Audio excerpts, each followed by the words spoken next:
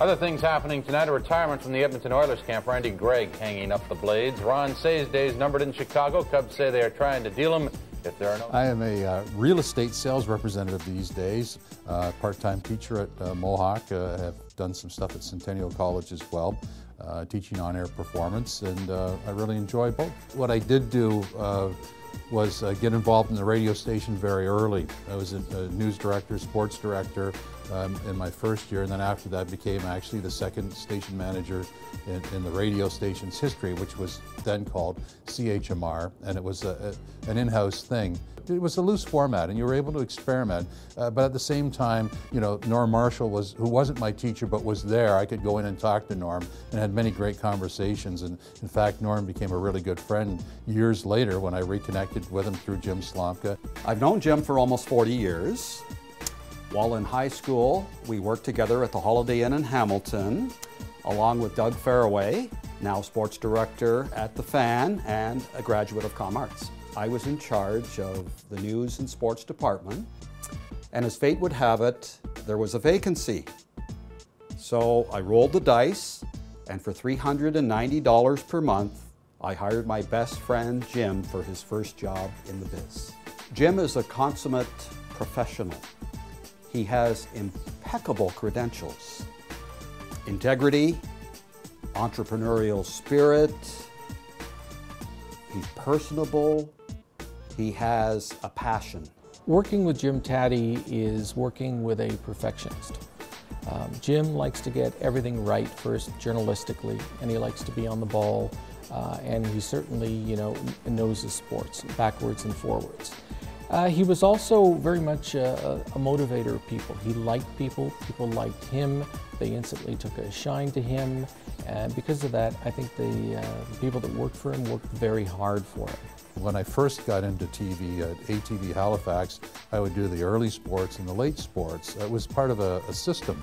So we were in Halifax. Moncton was actually the head office, and there was another repeater in Sydney. But what happened one year was they decided to take the late sports out of Moncton, which meant the sum total of my day would be a 3-minute sportscast at 6 o'clock. It was going crazy.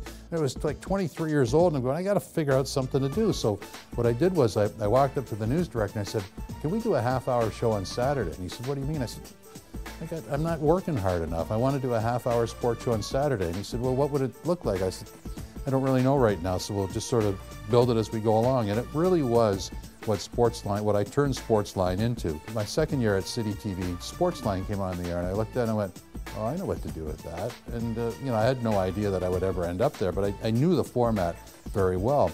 And so I got a call from Global, and they said, would you be interested? And I came over. Bob McCown was the original host, and he had a different sort of slant on where I took the show because it was a solo host. And we worked together for a year. I was his backup anchor, and then his contract was not renewed. And they tapped me on the shoulder and said, would you like to be the sports director and the host of the show? And I said, yes. And then they said, we'd like to do a two-man show. What do you think of that? I said, perfect. It's meant for two. It should be highlights. There's no place to see highlights. This is 1984. No place to see them. I said, this should be all highlights. Two guys just like this and having fun, and it's not World War III. Let's have some fun, because I always like to laugh on the air. I just have a problem that way. It's not often that a personality like that comes along in broadcasting, a personality or a person you can say is an original. I mean, really, how many originals are there in this business? Jim Tatti was an original. He pioneered a completely new genre in terms of sportscasts, and he changed the industry.